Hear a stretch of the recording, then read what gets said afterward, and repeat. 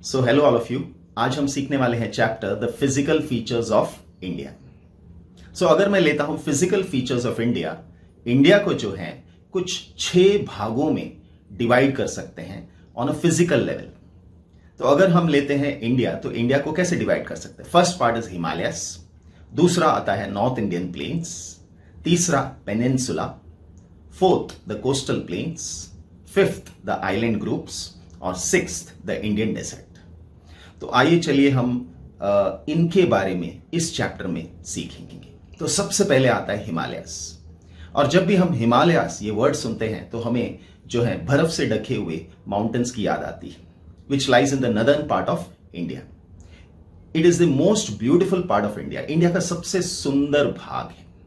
Okay, और यहां की सुंदरता की वर्णन कितना भी करो कम है। तो यहां पर हमें क्या दिखाई देते? पर्वत और नदियां और उनके अलग अलग पैटर्न्स, वहां की वेजिटेशंस, तो जिसके बारे में हम आगे के आने वाले चैप्टर्स में सीखने वाले हैं। तो हिमालय बना कैसे? तो हिमालय बना कैसे? तो आज के डेट में हमें मालूम है कि देयर आर 7 कॉन्टिनेंट्स, लेकिन देयर वाज अ टाइम, एक समय था जब सिर्फ एक ही कॉन्टिनेंट था और उसका नाम था पैंजिया।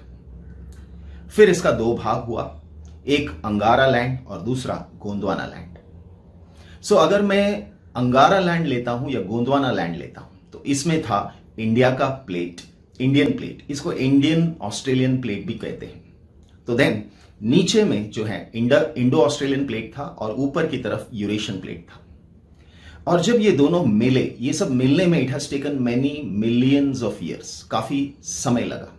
तो जब ये मिले, ये टकराए, यानी इंडिया का प्लेट जो है यूरेशियन प्लेट से जाके टकराया, तो तब हिमालयस बना। ये टकराने की वजह से फोल्ड माउंटेन्स बने, जिसे हम हिमालयस कहते हैं।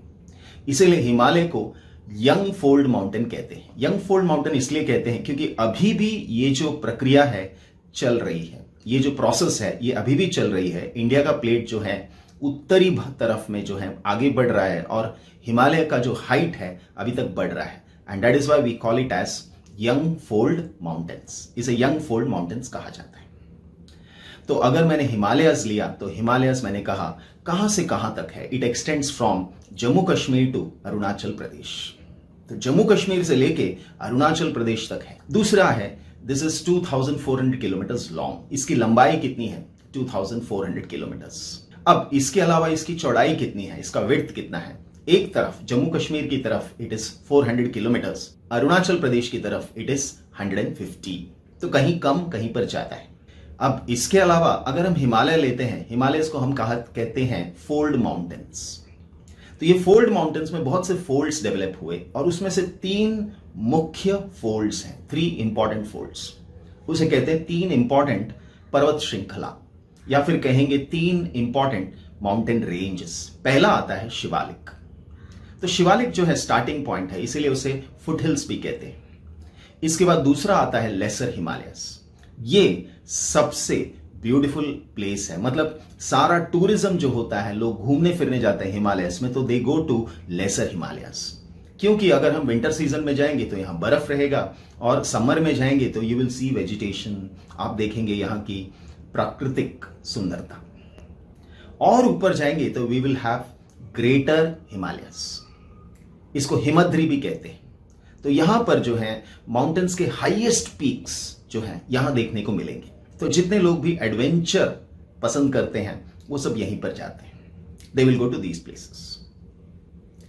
तो अब ये तीनों जो हैं 3 अलग अलग पैरेलल रेंजेस है, तीनों एक दूसरे को देखेंगे तो पैरेलल है। ऐसे तो बहुत से रेंजेस हैं, क्योंकि मैंने कहा जम्मू कश्मीर की तरफ 400 किलोमीटर्स है और 400 किलोमीटर्स काफी होता है। तो अगर मैं हिमालयस को लेता हूं, तो हिमालयस जो है नीचे से ऊपर हमने देखा शिवालिक, लेसर हिमालयस और ग्रेटर हिमालयस।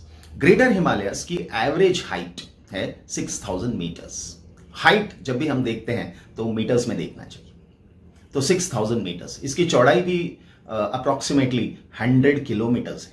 तो जब हम चौड़ाई या लंबाई देखते हैं तो it is always in kilometres.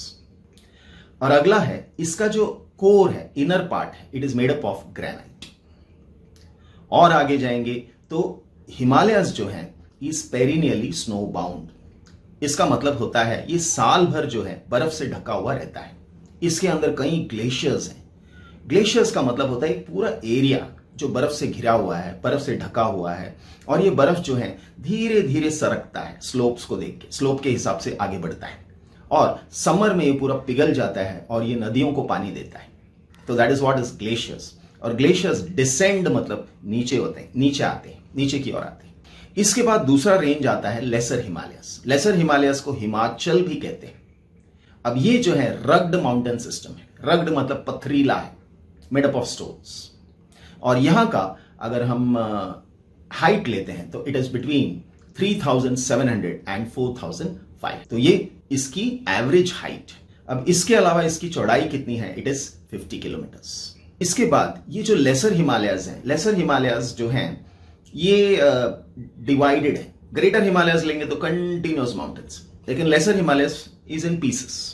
और अगर हम इसको लेते हैं खास करके ये 3 भाग में बटे हुए, that is Pir Panjal, then it is Dhauladhar and then Mahabharat. तो ये ऐसे 3 भाग में, महाभारत तो पूरा का पूरा नेपाल की तरफ आ जाता है, बाकी पीर पंजल धौलाधार इंडिया में। और यहां पर हम देखेंगे बहुत सारे वैलीज।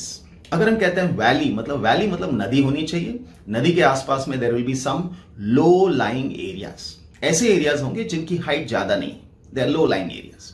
तो ऐसे एरियाज को हम बोलते हैं वैलीज। तो यहां ये वैली के लिए बहुत मशहूर है। उसमें आ जाती है कश्मीर की valley, Kangra valley, Kullu valley. These are very famous valleys of Kashmir. जैसे जैसे हम आगे बढ़ते हैं, अगला आ जाता है शिवालिक। और शिवालिक का हाइट आता है 900 से लेके 1100 मीटर्स। तो इसकी हाइट सबसे कम के कैटेगरी में आती है। इसकी विड्थ कितनी है? It is between 10 to 50 kilometres.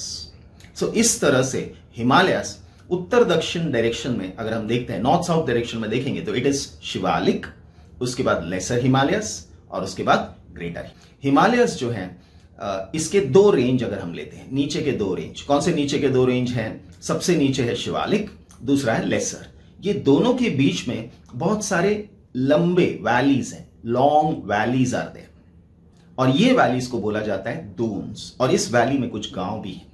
तो ये वैलीज को बोला जाता है दून्स। जैसे कि देहरादून, दूसरा आता है कोटली दून, और उसके बाद आता है पाटली दून। ये तीनों फेमस है। हिमालयस अगर हम लेते हैं तो इसका जो स्टार्टिंग पॉइंट है, एक तरफ हमारे लेफ्ट की तरफ मतलब ऑन द वेस्टर्न साइड। तो वेस्टर्न साइड आता है नंगा पर्वत, और इस तरफ आ जाता है ब्रह्मपुत्र नदी। ये इसका ईस्टर्न बाउंड्री का मार्किंग है, मतलब ये यहां से यहां तक फैला। और यहां पर जब आगे जो है ब्रह्मपुत्र नदी टर्न करके इंडिया की ओर आती है तो एक गॉज बनता है। गॉज का मतलब क्या होता है? गॉज का मतलब है नदी बह रही है और दोनों तरफ जो है there are very tall mountains.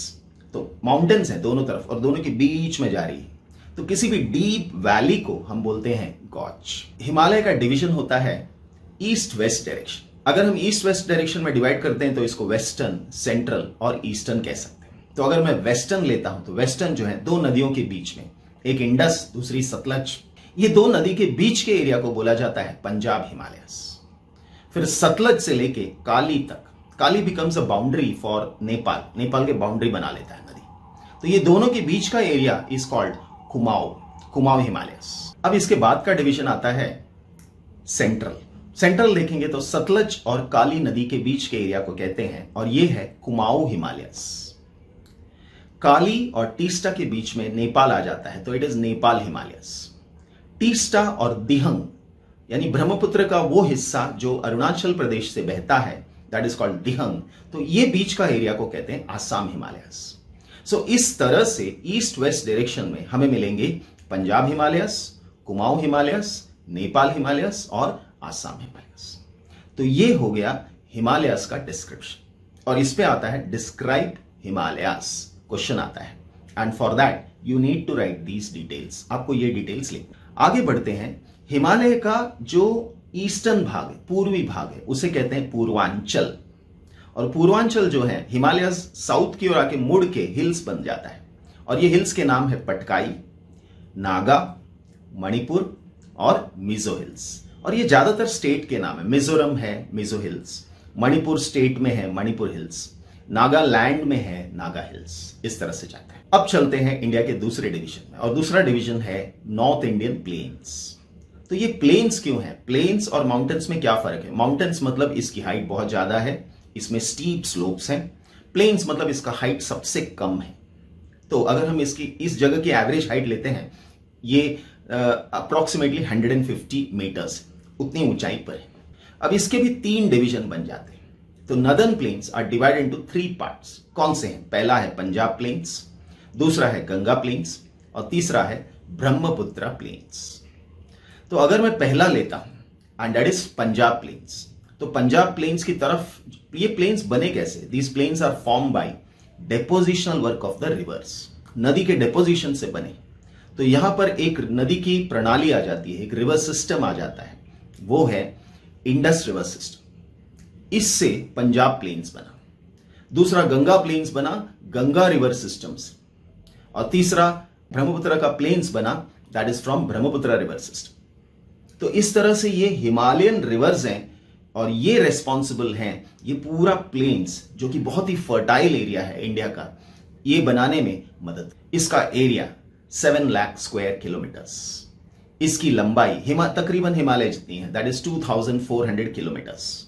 इसका width is between 240 to 320 kilometres, ये इसकी चौड़ाई। अब जैसे मैंने कहा, नॉर्थ इंडियन प्लेन्स का 3 भाग। पहला भाग पंजाब प्लेन्स, और अगर हम पंजाब प्लेन्स लेते हैं तो पंजाब प्लेन बना कैसे?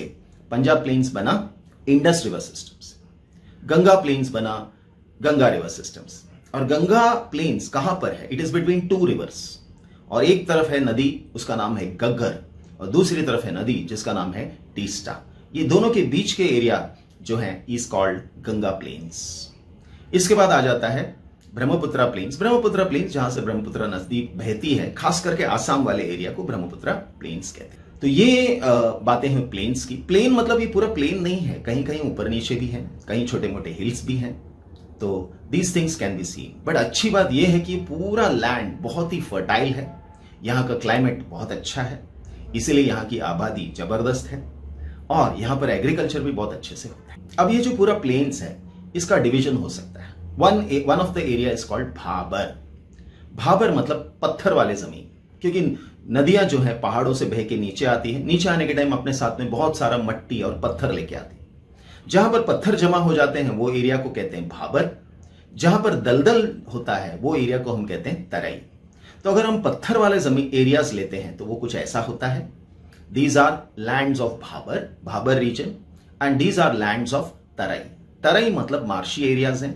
इंग्लिश में तराई मतलब नो मैन्स लैंड, जहां पर ज्यादातर आबादी नहीं है, पॉपुलेशन बहुत कम है इस एरिया। जैसे जैसे नदियां प्लेन्स में आती है तो वहां पर जो है डिपोजिशन करती है सॉइल का, और ये सॉइल जो है बहुत ही फर्टाइल होता है, और इस सॉइल को हम बोलेंगे khadar. So khadar soil is very fertile soil. इसके बाद जो पुराना हो जाता है सॉइल, उसकी फर्टिलिटी कम हो जाती है, और वो उस सॉइल को हम कहते हैं भांगर। सो ये 2 तरह के सॉइल वहां देखने को मिलते हैं, one is khadar, other one is bhangar. Bhangar भी एग्रीकल्चर में इस्तेमाल किया जा सकता है, उसे थोड़ा ट्रीटमेंट देना पड़ता है क्योंकि वो एकदम अल्कलाइन हो जाता है, उसके अंदर लाइम नोड्यूल्स ज्यादा हो जाते हैं। तो कुछ ट्रीटमेंट देने के बाद में ये जमीन जो है, even we can use this land for. अब आती है दूसरा डिवीजन, और दूसरा डिवीजन है पेनिनसुला। तो अगर मैं लेता हूं पेनिनसुला, तो पेनिनसुला में ज्यादातर प्लेटो है। प्लेटो का मतलब हिंदी में देखेंगे तो पठार होता है। पठार मतलब क्या होता है? Land at a higher altitude, जमीन जिसका हाइट थोड़ा ज्यादा है। तो जनरली प्लेन्स कितना था? मैंने कहा 150। ये पूरा प्लेटो कितना है? ये 300 और 900 के बीच में है। इसका हाइट 300 और 900 के बीच में होता है। तो ये पूरा एरिया प्लेटो में आ जाता है। अब इस प्लेटो के भी 2 भाग हो जाते हैं। 2 भाग कौन से हैं? वन इज कॉल्ड, ऊपर वाला भाग है, it is called central highlands, और नीचे वाला भाग उसे हम कहते हैं डेक्कन प्लेटो। डेक्कन शब्द आता है दक्खन से, और दक्खन शब्द आता है दक्षिण से। सो दक्षिण से दक्खन, दक्खन से डेक्कन, इस तरह से ये नाम डेवलप हुआ। सेंट्रल हाईलैंड इसे कहते हैं नॉर्थ में, क्योंकि वो सेंटर में है, इंडिया के बीच में, मध्य प्रदेश में, खास करके मध्य प्रदेश को कवर करता है, तो सेंट्रल हाईलैंड्स कहते हैं इसे। तो then these are the plateau areas. अब अगर मैं प्लेटो एरियाज लेता हूं तो प्लेटो एरियाज में बहुत से प्लेटोस हैं। अगर हम सेंट्रल हाईलैंड्स लेते हैं, उसके अंदर के प्लेटोस का नाम है मालवा, बुंदेलखंड, बाघेलखंड और छोटा नागपुर। और नीचे की ओर अगर हम लेते हैं तो they are Maharashtra plateau, Karnataka plateau and Telangana plateaus. So ये बात है प्लेटोज की, जिसके बारे में आपको याद रखना है, ये नाम याद रखना है, दैट्स ऑल। इसके बाद अगला डिवीजन आता है द इंडियन डेजर्ट। सो जब भी हम कहते हैं इंडिया में डेजर्ट तो हमें याद आता है राजस्थान, लेकिन पूरा का पूरा राजस्थान डेजर्ट नहीं है। राजस्थान के बीचों बीच एक माउंटेन रेंज आती है और उसका नाम है अरावली रेंज। और अरावली रेंज के वेस्टर्न साइड मतलब आपका लेफ्ट हैंड साइड, तो वो साइड जो है डेजर्ट वहां पर आ जाता है, जिसे हम पॉपुलरली कहते हैं द थार डेजर्ट। तो अगर मैं कहता हूं डेजर्ट कहां पर है, we will say that it is on the western margin of Aravali hills. अगला यहां पर सैंड ड्यून्स देखने को मिलेंगे, सैंड में पैटर्न्स देखने को मिलेंगे, और ये सारा जमीन बहुत ही ऊपर नीचे है। तो जमीन अगर ऊपर नीचे होता है तो उसे हम कहते हैं अनड्यूलेटिंग। तो यहां का जमीन कैसा है, इट इज अनड्यूलेटिंग। अनड्यूलेटिंग मतलब it has many ups and downs. Then यहां बारिश बहुत कम होती है। बारिश बहुत कम होती है का मतलब कितना होता है, 150 मिलीमीटर्स पर ईयर। एक साल में सिर्फ 150 मिलीमीटर्स।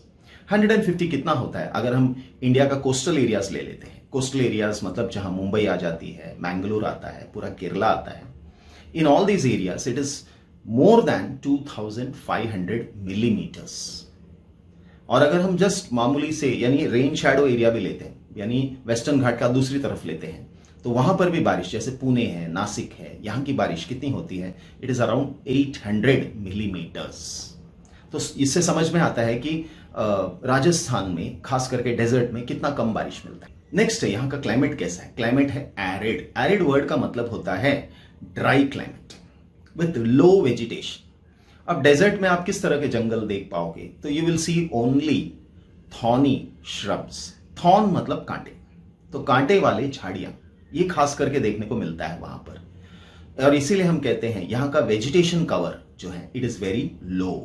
तो वेजिटेशन मतलब वहां का जो है, वहां की प्लांट कम्युनिटी, वहां पर पाए जाने वाले पेड़ पौधे। देन यहां की इंपॉर्टेंट रिवर कौन सी है, यहां का एक ही रिवर है and that is Luni. Luni को ऑफ कोर्स कुछ छोटी छोटी नदियां आके ज्वाइन करती है, बट यहां का अगर कोई मुख्य नदी लेते हैं तो that is Luni river. Next is Jaisalmer है, which is a very good tourist place, बहुत ही अच्छा टूरिस्ट प्लेस है। वहां पर जाएंगे तो वहां पर देखने को मिलेगा बरखान्स, और बरखान के पैटर्न्स, सैंड में पैटर्न्स बनते हैं हवा चलने की वजह से, और वो देखने में कुछ ऐसे दिखते हैं। तो ये हो गया इंडिया का और एक डिवीजन, वो है द इंडियन डेजर्ट। इसके बाद हम आते हैं the coastal planes. Coastal planes मतलब क्या होता है, इंडिया का जो कोस्ट है, पूरा कोस्ट लाइन है, उसके बारे में बात हो रही है। तो अगर मैं कोस्ट लाइन लेता हूं तो हमारे पास है वेस्टर्न कोस्ट और दूसरा है ईस्टर्न कोस्ट। और अगर हम इन दोनों को कंपेयर करते हैं तो अगर क्वेश्चन आता है तो it is in the form of distinguish. तो क्या आता है, पहला है western coast is narrow and eastern coast is wide. तो वेस्टर्न कोस्ट जो है नैरो है एंड ईस्टर्न कोस्ट चौड़ा है, तो इट इज वाइड।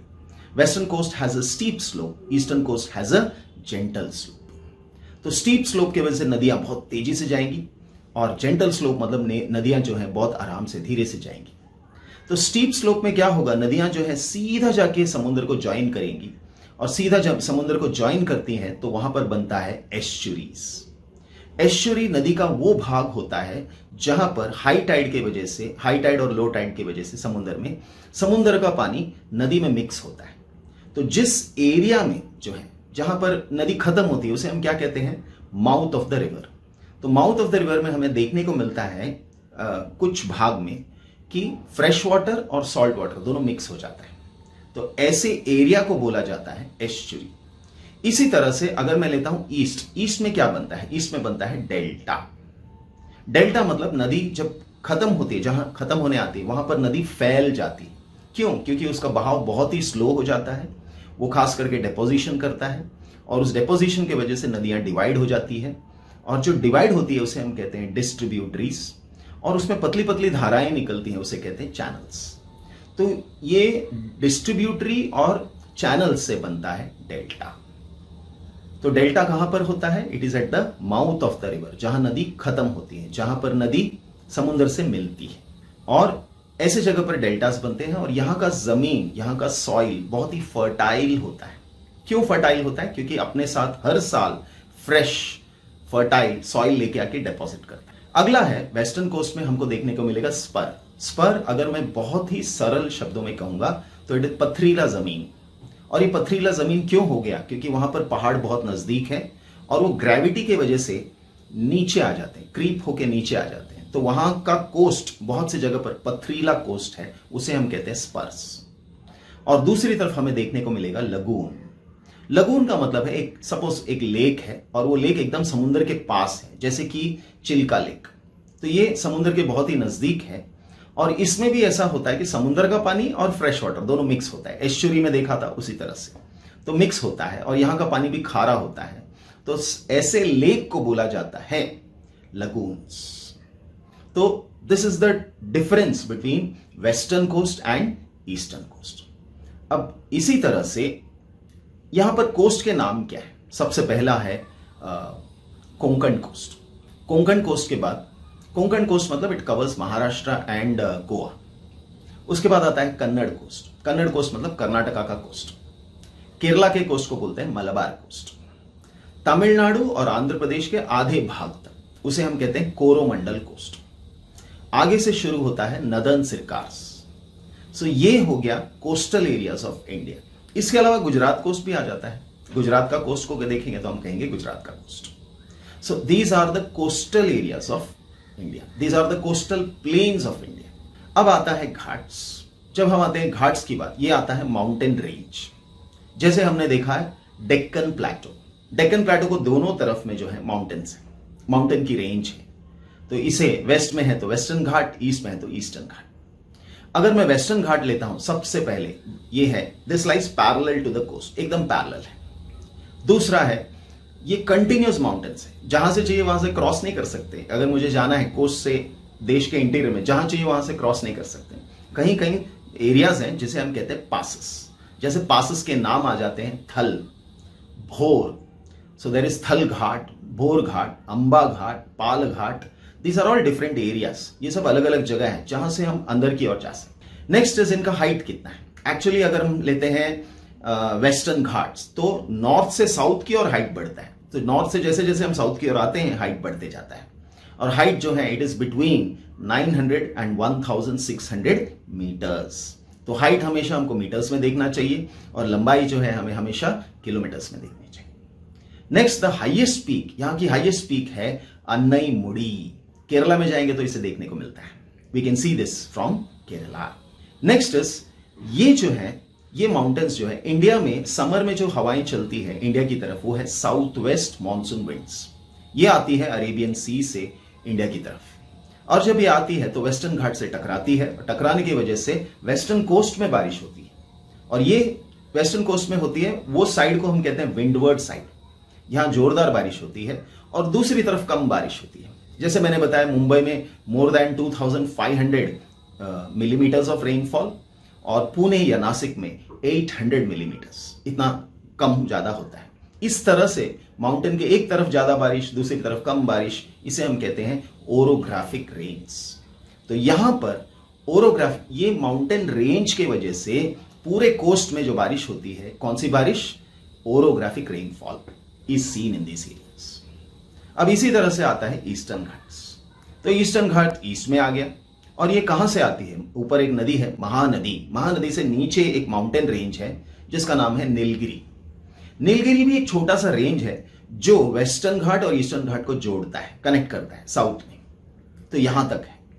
ईस्टर्न घाट जो है डिसकंटिन्यूअस माउंटेन्स। वेस्टर्न घाट हमने देखा कंटिन्यूअस माउंटेन्स है, ईस्टर्न घाट को अगर हम देखेंगे दे आर डिसकंटिन्यूअस माउंटेन्स। अब ये डिसकंटिन्यूअस क्यों है? क्योंकि यहां पर नदियां जो हैं ईस्ट की ओर बहती है, बहने के टाइम ईस्टर्न घाट को डाइसेक्ट करती है, कट करती है। So why are Eastern Ghats broken? अगर पूछते हैं, सिंपल आंसर है Eastern Ghats are broken because of the erosive action of the rivers. River के इरोजन के वजह से ईस्टर्न घाट्स टूटे फूटे और ये फाइनली सारी नदियां कहां जाती है? They go into Bay of Bengal. अब इसका हाईएस्ट पीक कौन सा है? पहले यहां का हाईएस्ट पीक हुआ करता था महेंद्रगिरी।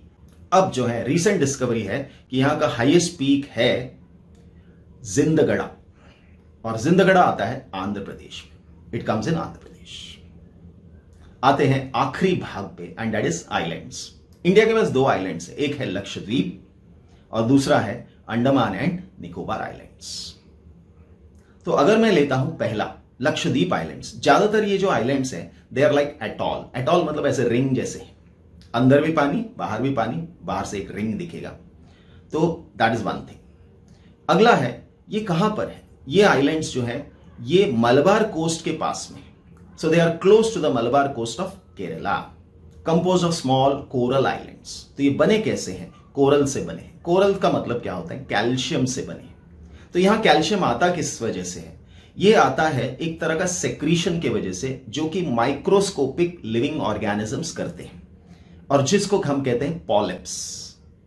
तो polyps are micro living organisms seen in the C.